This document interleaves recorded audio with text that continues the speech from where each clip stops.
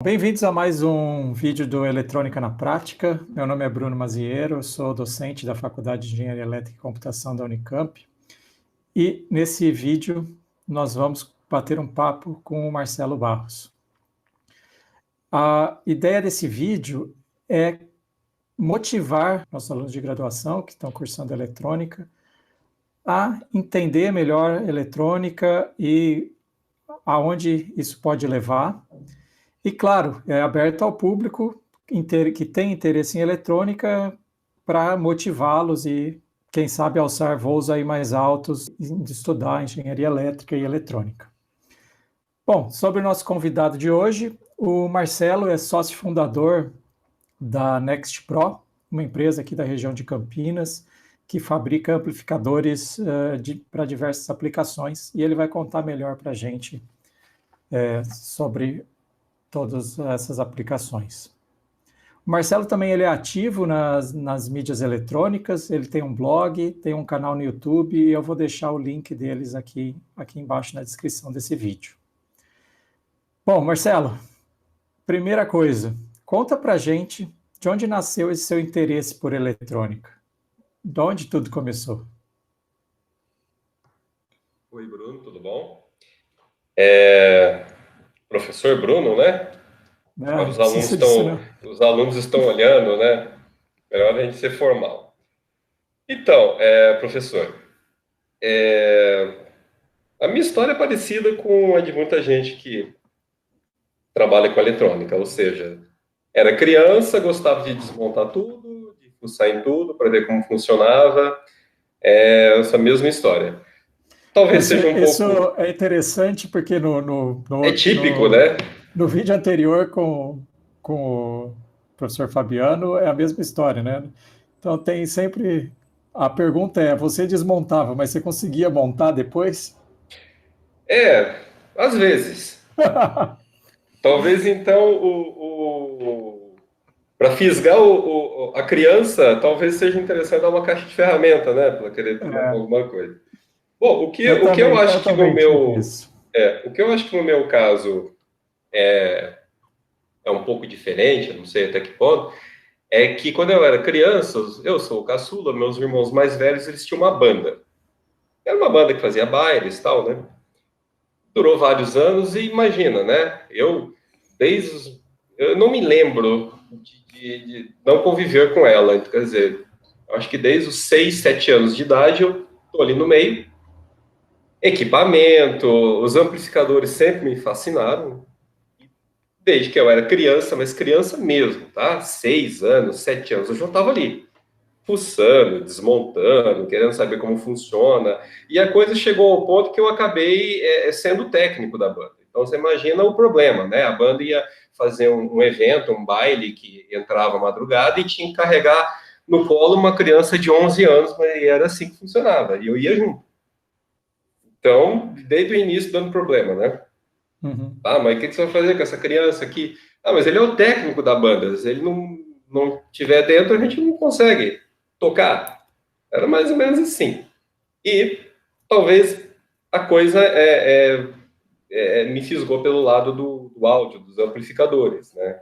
Era, vamos dizer assim, a essência ali do que se fazia, né? Então foi mais ou menos como todo mundo, só que teve esse ingrediente aí a mais, né? Quer dizer que você está desde muito cedo aí envolto no mundo dos amplificadores.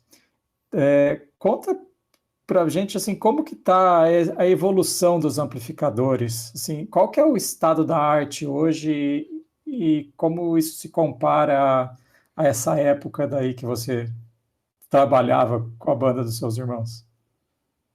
Bom, mudou muito, né?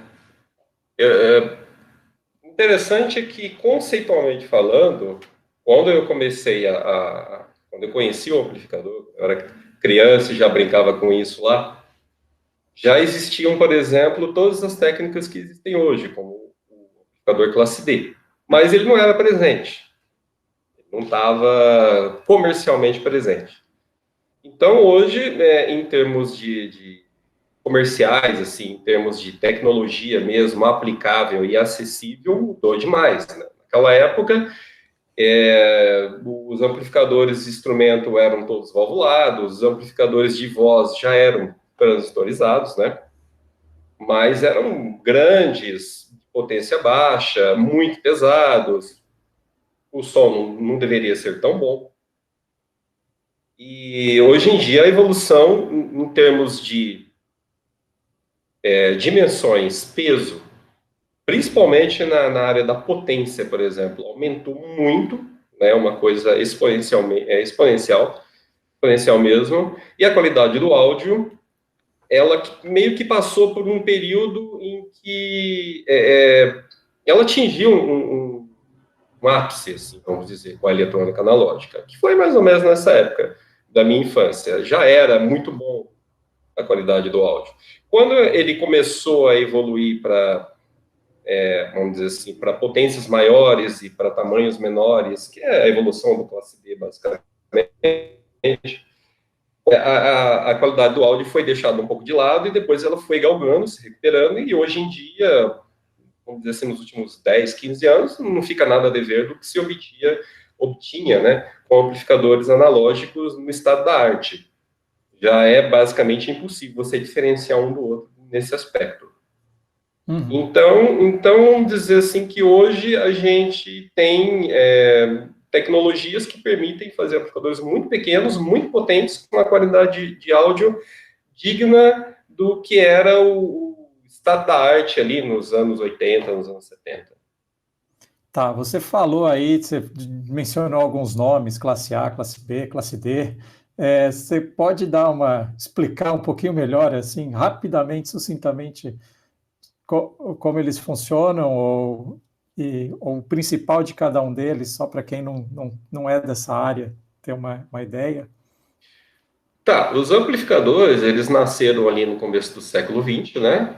O Lee Forrest, que foi o inventor, e eles nasceram como amplificadores de áudio, mas não precisa ser só assim, eles podem acionar relés, motores, outras coisas também. Mas assim, desde cedo, já procurou se formalizar os amplificadores, e na formalização eles acharam inevitável dividir em classes. Por que classes? Qual é a forma em que você obtém o ganho de potência? Que é isso que se procura no amplificador, você precisa de ganho de potência. Você quer entrar com um sinal fraquinho, que vem de um microfone, que vem de um reprodutor qualquer, um CD player, e quer sair com um sinal poderoso ao ponto de acionar um alto-falante. E essa amplificação é muito grande, tanto em tensão como em corrente. Então, o que se procurou classificar em termos de classes é a maneira como se obtém esse ganho de tensão em corrente. Uhum. Então, basicamente, dentro dos amplificadores analógicos, né, que até os anos 70 e 80 era o que funcionava, dividiu-se em classes A, B e C. Basicamente é isso. Então, se você pensar em um par de transistores que estão acionando o alto-falante, e você olhar para apenas um deles, e você for, bom, eu vou medir como é que é a corrente nesse transistor. Bom, o áudio, ele é basicamente mistura de senoides, então a gente pode pensar numa senoide, que é um sinal periódico, infinito. Se eu pegar o meu osciloscópio no modo de corrente e for olhar a corrente, né, em um desses transistores, como é que é essa corrente? Comparado a forma dessa corrente, é uma coisa, um fator de forma mesmo. Como é a forma dessa corrente em relação ao sinal original? Ela é inteira? Se ela for completa, ou seja, se naquele transistor ela passar por completo durante todo o ciclo completo, ele é classe A. Se ele passar por exatamente meio ciclo exato, ele é classe B. E se a corrente circular por menos de meio ciclo, ele é classe C. E ponto final. É isso e acabou. Aí existem, claro, os engenheiros que não se conformam com isso e vão tentar mexer daqui e mexer de lá. Então, primeira coisa que apareceu, o classe AB. Classe AB é a mistura de classe A com classe B, é um meio termo. Sim. Então, nem tão ao céu quanto classe A e nem tão à terra quanto classe B. O classe AB, ele permite que a corrente passe no transistor um pouquinho mais de meio ciclo. Isso tem razões, tá? Que se procurava contornar ali era um problema de distorção que havia, Então, só que por ele ser, vamos dizer assim, uma coisa meio que inclassificável, um meio termo, geralmente nos livros ele nem aparece. Ele considera, quando se fala em classe AB, geralmente ele está dentro da família do classe B. Sim. O classe C, ele reproduz apenas uma pequena parte da corrente. E ele foi reservado desde cedo para fazer saída de modulador, né, para fazer radiotransmissão.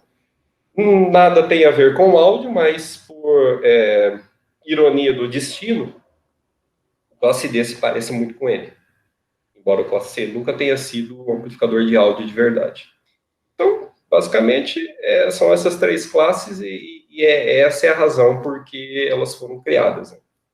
Essas do analógico, né? E aí exato, a gente tem analógicas. O classe D, que é o que está hoje vindo cada vez mais forte, né? Não sei se vindo mais forte ou se ele já domina, né? Você que conhece aí bem o mercado, talvez possa dizer um pouco melhor. Inclusive, seria interessante você comentar os segmentos assim do mercado que a gente tem no mercado de áudio e onde que cada uma dessas classes entra. Não sei se existe essa segmentação ou não. É interessante saber. Existe um pouco. Bom, provavelmente a gente vai falar melhor de classe D depois, já que ele digamos assim, hoje ele é o mais utilizado, isso não é segredo para ninguém. Amplificadores analógicos, classe A, AB, que seja. Basicamente, hoje, peça de museu. É muito raro você encontrá-los. Encontra, tá? Mas é bem difícil, comercialmente falando. Então, se a gente pensar em setores, bom, onde os amplificadores estão? Em todo lugar. Dentro dessa sala, por exemplo, aqui, se você procurar, você vai encontrar meia dúzia deles. Não tem como você viver sem. Então, por exemplo, vamos pensar no carro. No carro você tem um amplificador lá. Dentro do reprodutor, do CD player, do que seja, Bluetooth, tem um amplificador lá. E geralmente eles são classe D por razões óbvias. Né? São pequenos, leves, não tem espaço para você colocar uma eletrônica antiga ali. Então, o setor automotivo é uma área muito explorada para os amplificadores. Nós temos, por exemplo, uma área que pouca gente se atenta, a área de informática. Qualquer laptop como esse que eu estou usando aqui, você deve estar usando aí. Que eu também. E nossos celulares. E os celulares, e por aí vai, tudo tem amplificador dentro, e obviamente todos eles são classe D. Caberiam amplificadores analógicos aí. Nós temos um setor que é bem conhecido, que é o setor de espetáculo, ou seja, vamos ter shows ao ar livre, etc., e vão aquelas empresas locadoras e montam aquele palco, com aquele som poderoso. Esse é um setor de espetáculo, muitas vezes conhecido como PA.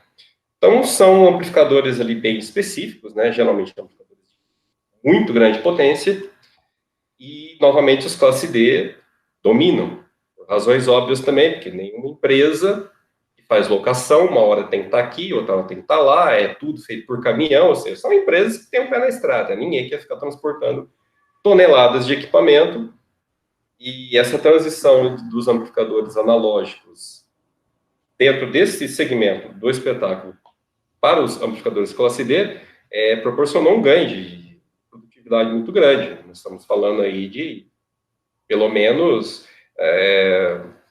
50% de redução de peso. Sem contar consumo de energia também, né? O consumo de energia é uma coisa que vem meio que a reboque, quando você considera, por exemplo, que essas empresas muitas vezes fazem shows em lugares que não tem infraestrutura. Se você pensar, por exemplo, no Rock in Rio, não sei como está hoje, mas geralmente são feitos em espaços abertos, longe da infraestrutura, onde a alimentação é toda feita por geradores. Isso é muito utilizado. Você tem empresas especializadas em locação de geradores. E aí, bom, que gerador você vai querer alocar? 50 megawatts, um de 20. O preço aqui é um, o preço é outro. Então, o custo da produção do show encolhe drasticamente, né? Quando a empresa que vai fazer a parte de som, eu só preciso disso. Preciso de 50 mega, só preciso de 20 mega, me atende. Então, vai pagar um preço bem menor, o show custa menos, e por aí vai. Bom, tem uma área muito importante dentro do áudio, é a chamada área comercial, ou o áudio instalado. Novamente, amplificador para todo lado. Então, do que eu estou falando? Cinema, salas de cinema, tem tantos amplificadores ali que é difícil até de contar. A gente não vê eles, mas uma sala de cinema comum, hoje, tem 48 canais, 64 canais de amplificação. Então, nós estamos falando aí de pelo menos 30, 40 amplificadores escondidinhos em algum lugar. Por sala, né? Por sala. Por sala. Pensa, por exemplo, no aeroporto, onde você tem 200, 150 pontos de chamada, de voz, música. Cada ponto desse, eu não diria cada ponto é um amplificador, mas cada dezena ou algumas dezenas de pontos é um canal de amplificador. Também são muitos. Centros de distribuição, supermercados, você vai diminuindo em escala, mas eles continuam lá. Tudo isso que é o som que não anda, né, que você instala no estabelecimento comercial, ele fica preso lá, é o chamado som instalado. E tem amplificadores para todo lado. Nesse setor ainda é razoável a presença de amplificadores analógicos. Eu nem saberia explicar muito bem por quê. Mas é uma coisa que está rapidamente mudando. Nós, por exemplo, a Next Pro atua nesse setor. Nós não produzimos nenhum amplificador analógico desde que a empresa foi fundada. Então, ainda existem, mas estão desaparecendo rapidamente. Acho que, por último, só faltou o áudio residencial, né? Uhum. Também não são poucos. Você tem as TVs modernas, obviamente, todos os amplificadores são classe D, e tudo que tem dentro de uma casa, né? Mesmo que seja um aparelho de som, um receiver, né, de home cinema, também vários canais, 7 canais, 8 canais de amplificação, geralmente todos classe D também. A exceção dos mais antigos. Então, o amplificador é uma coisa difícil de você não deparar com a cada passo que você dá. Ficou claro aí que o amplificador está por todo lado e que o classe D está dominando, assim. Aí eu fico com a curiosidade que é o que você já falou isso aqui, que o classe D já existia nos anos 60, 70. A tecnologia do classe D ela é muito antiga, mas ele só foi se popularizar agora. Agora, sei lá, nos últimos 10, 15 anos. O primeiro classe D que eu comprei, que eu me lembro, foi em 2008, mas não era novidade, não.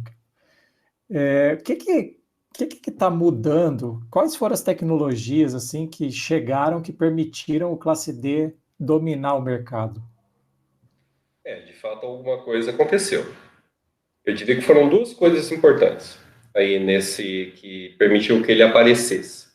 Bom, o classe D ele surgiu nos anos 40, como uma curiosidade acadêmica, porque o princípio de funcionamento dele nada mais é do que você acoplar um modulador, você pega o sinal de áudio, seu sinal de áudio passa por um esquema de modulação. Existem dezenas. Igualzinho como você faz quando você vai fazer, por exemplo, uma transmissão em FM, aí você passa por um modulador. Ok.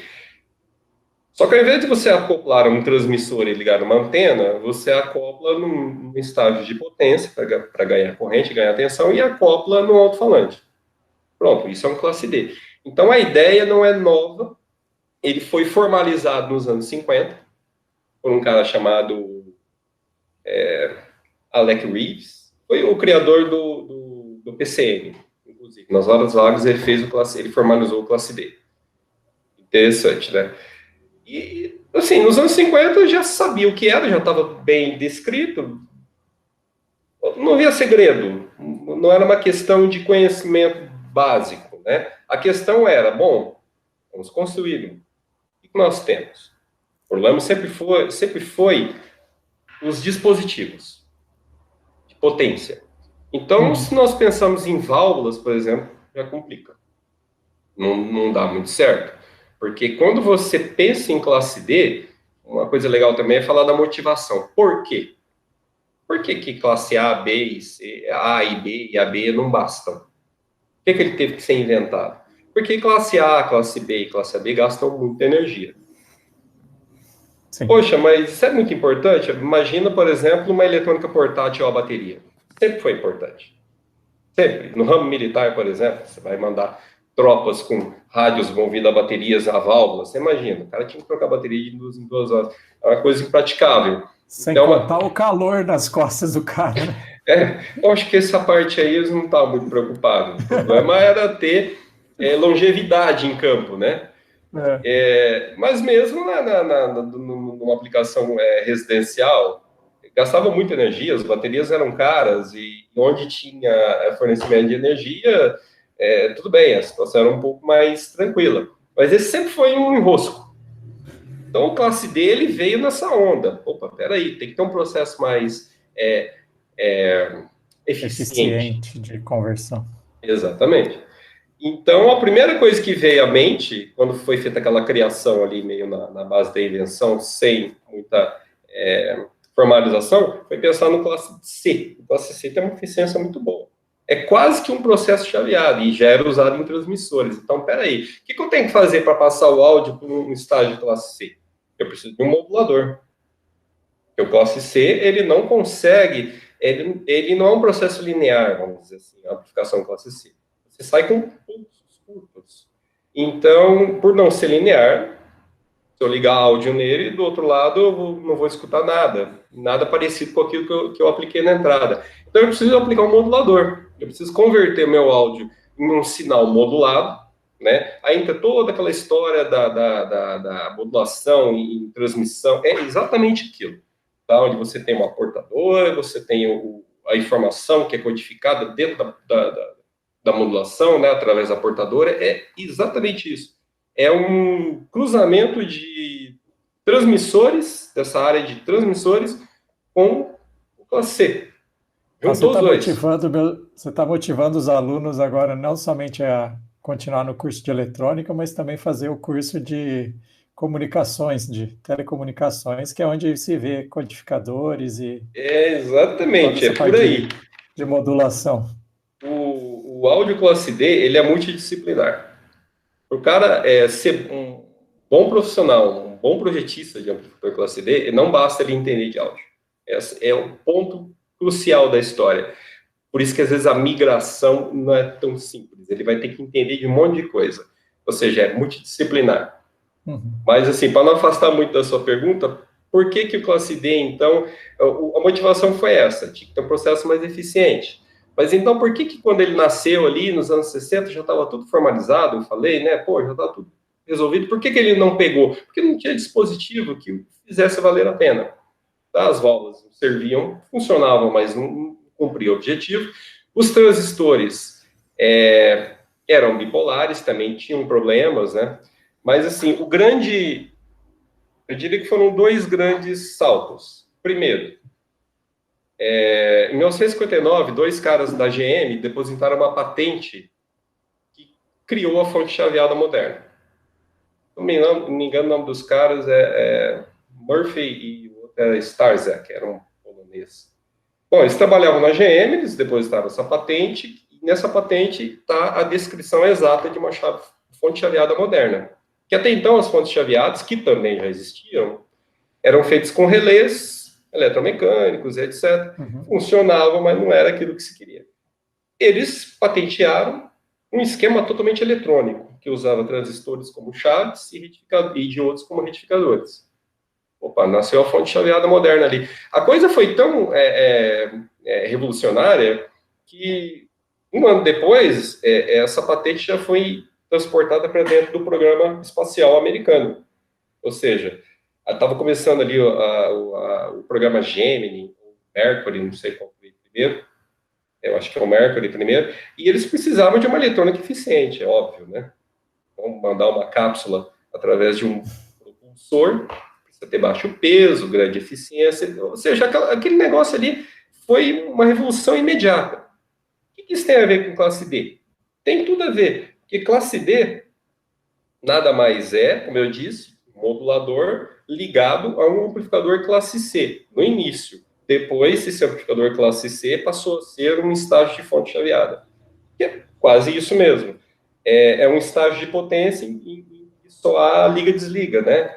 transição entre estados, alto e baixo, ligado e desligado. Tem aí dois transistores que só estão ou estão permitindo passagem ou não. Então, eles estão ligados ou desligados.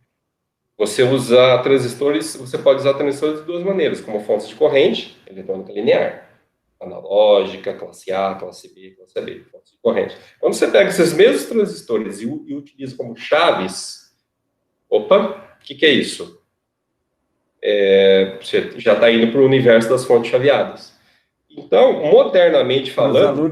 Para os meus alunos que estão assistindo aqui, ou estamos se eu estou falando de um MOSFET, ou eu estou na saturação, ou eu estou no triode de corte. Exato, eu estou aberto ou estou fechado. De uma maneira até mais simples. Então, modernamente falando, o amplificador classe D, o que ele é? Continua sendo um modulador, você precisa passar o seu áudio para um processo de modulação, porque a saída de processo de modulação, ele é exatamente uma sequência de 0 e 1. É quase um digital mesmo. Na verdade, é um binário. É isso mesmo. E você junta esse modulador com um estágio de fonte chaveada. Então, essa contribuição desses dois caras que depositaram essa patente foi o primeiro salto, vamos dizer assim, para que se tivesse um classe D que funcionasse. Enfim, depois disso, já foram lançados, eu tenho no meu blog um artigo lá sobre história dos amplificadores, que eu apresento o primeiro classe D comercial do mundo, até onde eu sei que foi o Sinclair X10. Ele era um amplificadorzinho de 10 watts, com transistores de germânio, bipolares, já vinha calçado nessa ideia, nessa patente desses dois caras. Né? Em 1959. Isso em que ano? 64. 64. Ou seja, 5 anos depois. Sim. A coisa foi rápida.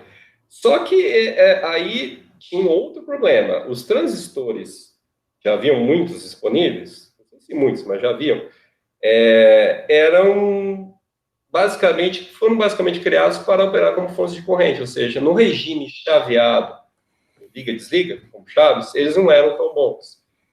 E, de uma forma estruturalmente falando, para quem for estudar, por exemplo, eletrônica de dispositivos, né, os eletrônicos, vai perceber ali rapidamente que essa tecnologia bipolar, né, ela não é, vamos dizer assim, não é a cara do processo chaveado, não é o forte, não funcionam tão bem, é uma coisa natural da estrutura.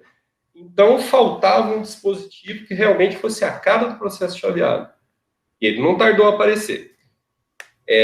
Então, foi uma coisa que aconteceu ali nos anos 70.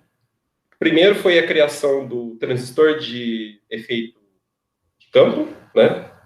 Primeiro, aí deu origem a uma família, né? Tem um monte de tipos esquisitinhos ali, JFET, EFET, umas coisas bem estranhas. Bom, enfim, todos eles com uma aplicação bem pequenininha. Mas ali no final dos anos 70, meados dos anos 70, aproximadamente, surgiu o transistor de efeito de campo de porta isolada, de metal óxido semicondutor. Nome enorme, compactado no famoso MOSFET. Aí a coisa realmente disparou. Isso foi concebido para fonte chaveada. Esse dispositivo, MOSFET e o MOSFET de potência, né, que é a versão dele para grande potência, foi criado especificamente para fazer fonte chaveada mais eficiente. Foi atender esse mercado, mas quem estudava a classe D, peraí, eu posso usar isso. Então, transportou o MOSFET para dentro do amplificador classe D, que, lembremos, nada mais é do que um modulador ligado a uma saída de fonte chaveada. Então, nada mais natural do que trazer ele para dentro. Então, esses dois eventos, tá? A criação da fonte chaveada moderna, por esses dois caras, da GM, aquela patente, e ali, que foi no final dos anos 50, e a introdução dos MOSFETs de potência. Isso aí foi que permitiu que o classe D nascesse de fato. Uhum. E depois, isso estou falando dos anos 70, né? Porque aí depois ele vai de fato se tornar comercialmente viável nos começos desse milênio, né? Nos anos 2000. Aí o que foi? Foi só a evolução natural mesmo? do processo. Exatamente. Conceitualmente ele já estava pronto, mas daí você obter um processo, é aquilo que eu comentei no início. Quando o Classe D já equipado com MOSFETs, ou seja, já com uma cara moderna, ele começou a ser levado para o áudio comercial, vamos dizer assim, um áudio de massa, ele não tinha, ele carecia ainda de melhoramentos na parte do áudio. Então, ele primeiro piorou, né, vamos dizer assim, a qualidade do áudio, para depois evoluir. E isso foi basicamente isso girou em torno dos processos de modulação, ou seja, foram-se trabalhar e pesquisar processos de modulação que fossem mais adequados ao Classe D, que não é só pegar qualquer um. Então, por exemplo, um que é muito conhecido, PWM. PWM funciona para um computador Classe D, mas ele não é a melhor solução. Então, criou-se alguns processos novos, e principalmente na área da correção. Então, mesmo se você pegar amplificadores analógicos e for pesquisar essa bibliografia, você vai encontrar na bibliografia da AES, por exemplo, você vai encontrar centenas de trabalhos, com certeza, tratando de melhoramentos, diminuição da distorção, tudo ali cercando realimentação negativa, processos de correção, coisas desse tipo. E com o Classe D foi a mesma coisa.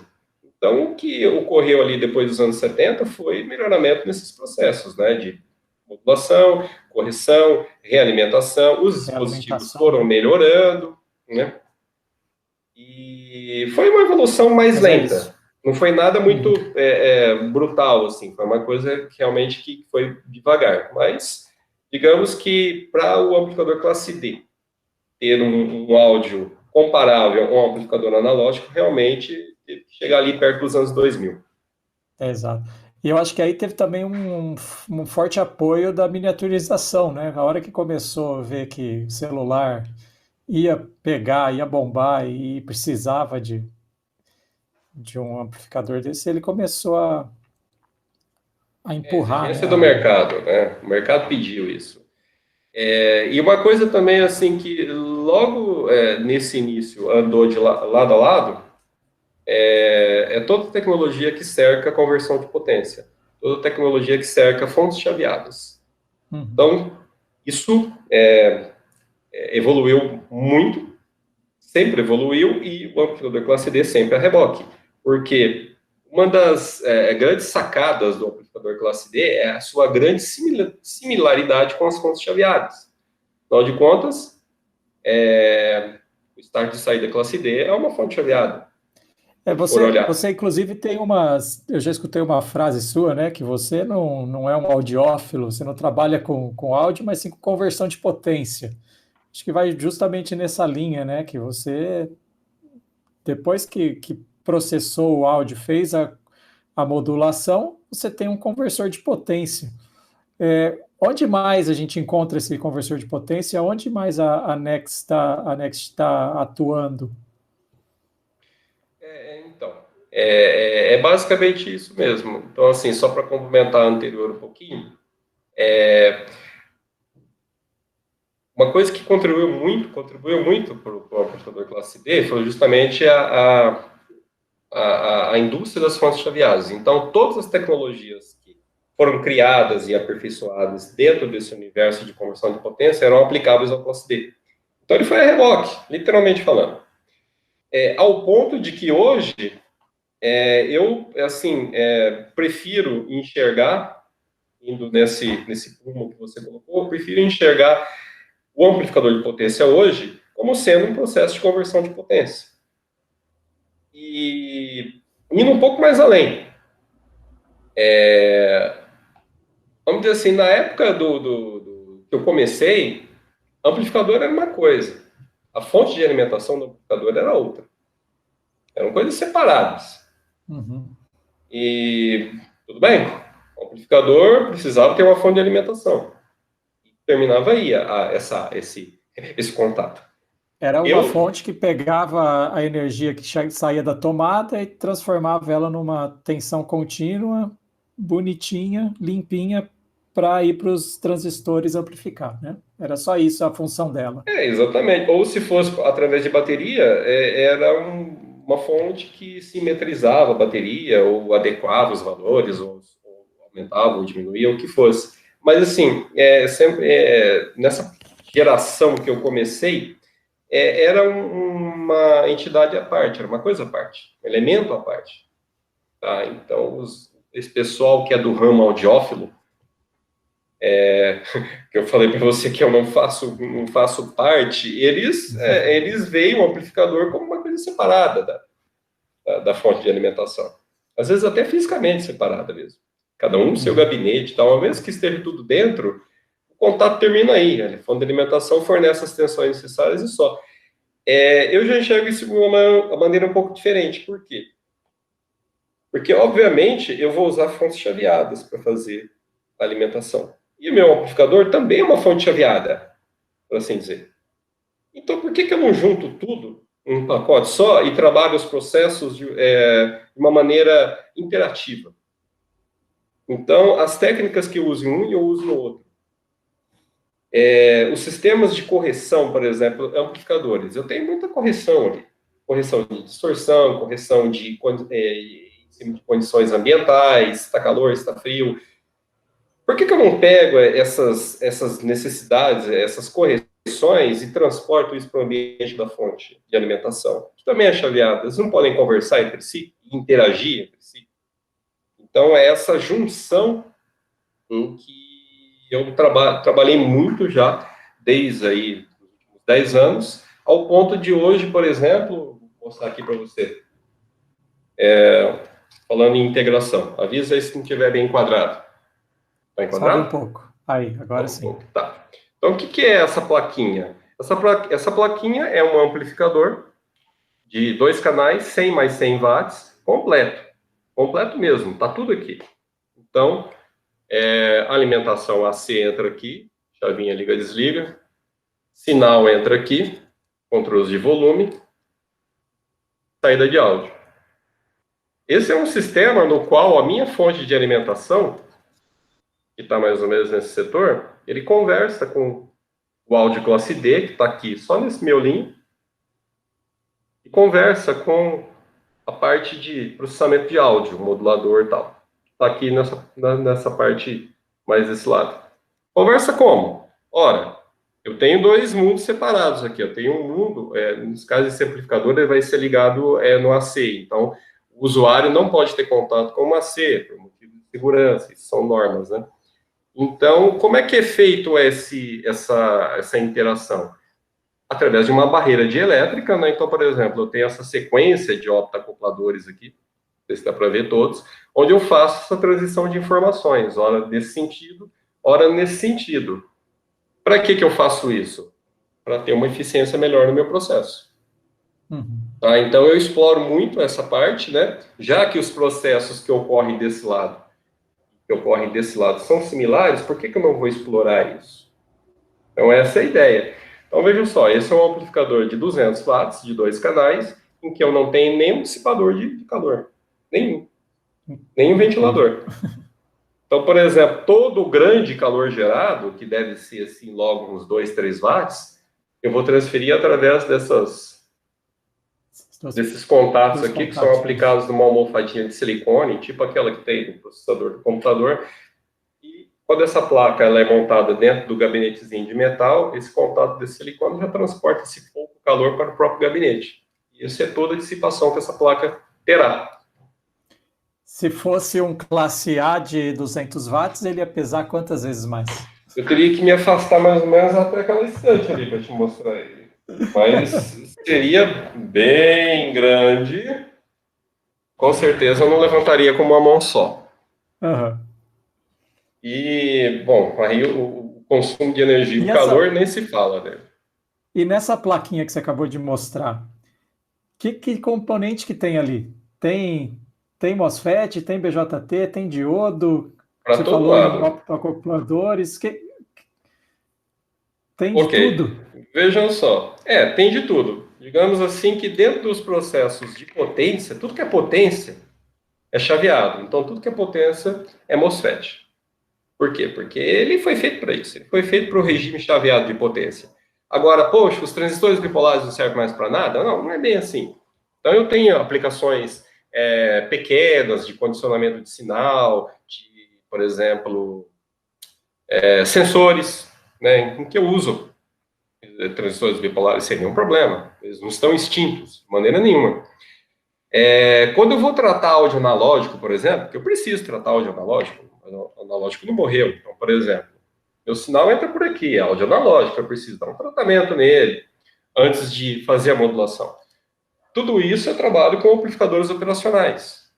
Uhum. No caso, são tecnologia bipolar também.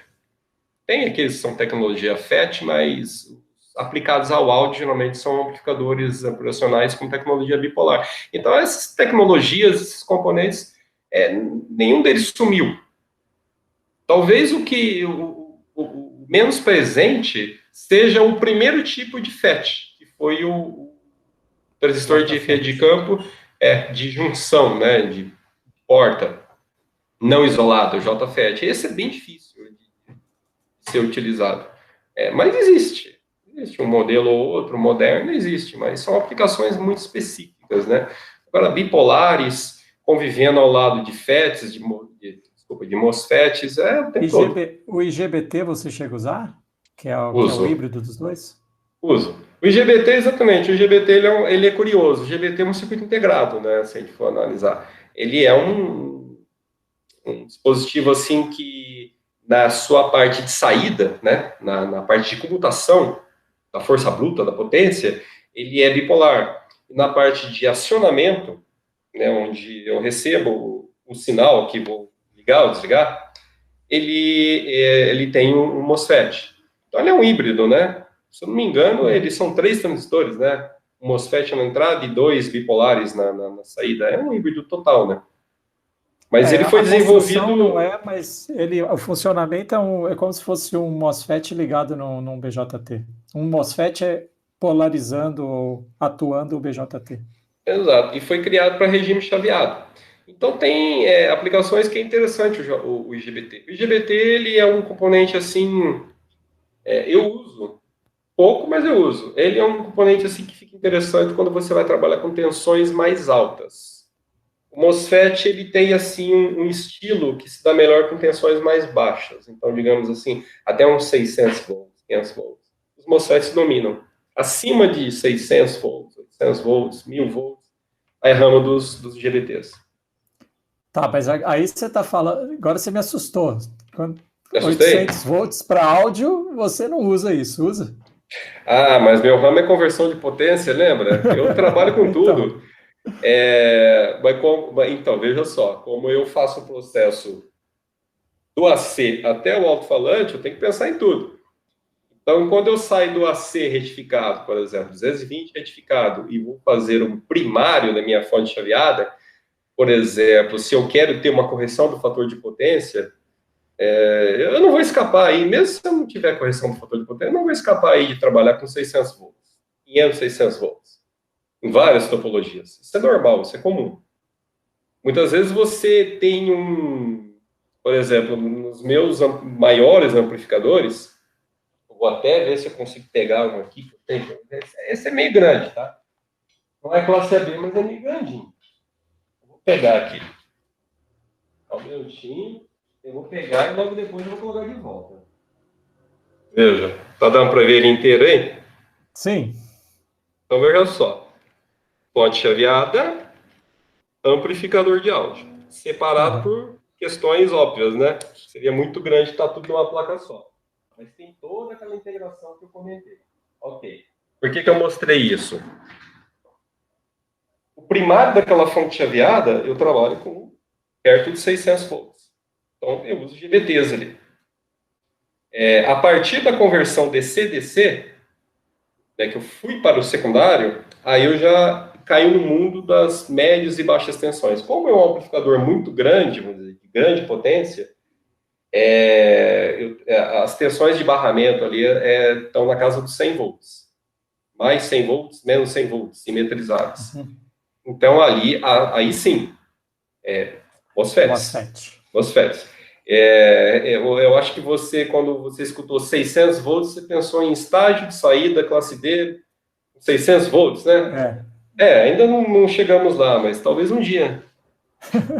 É muita coisa, hein? Tem a sua aplicação, viu?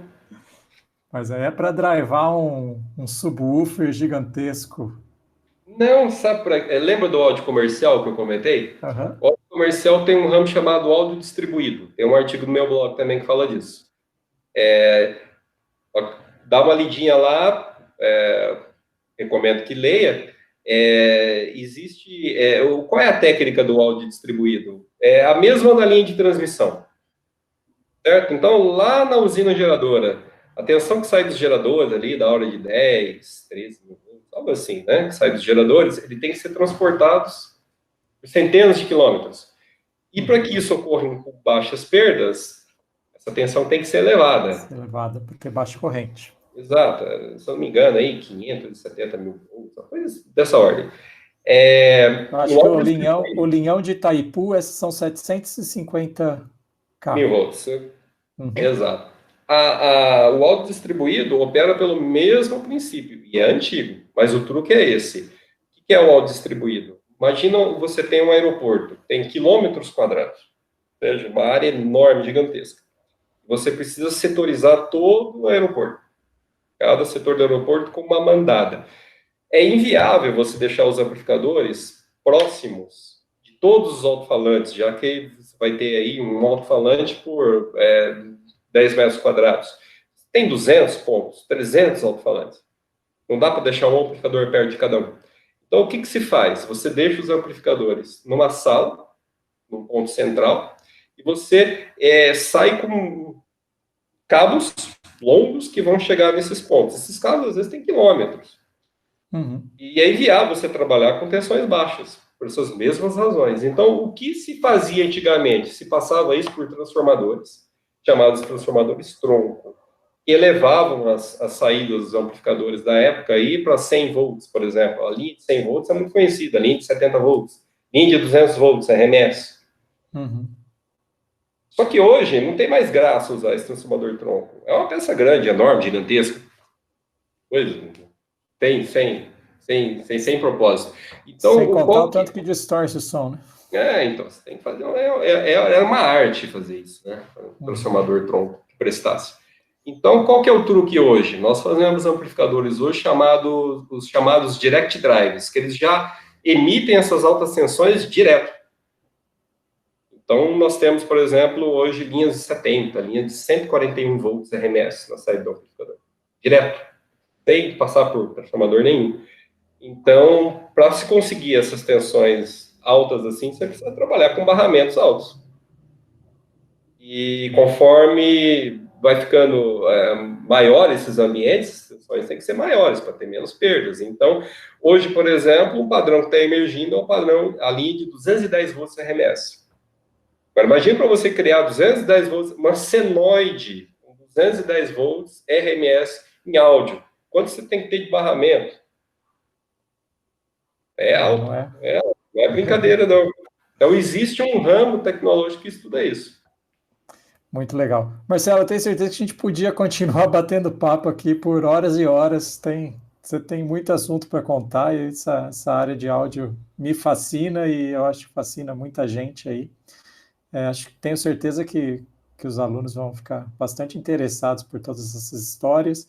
É capaz que agora, depois que eles souberem que tem uma empresa atuando nessa área aqui na região, ainda vai alguém bater na tua porta aí pedindo para trabalhar com você. Valeu, Bruno, obrigado pela oportunidade de falar aí para os seus alunos. A gente vai disponibilizar também esse bate-papo no meu canal do YouTube, ou seja, para todo mundo poder acompanhar.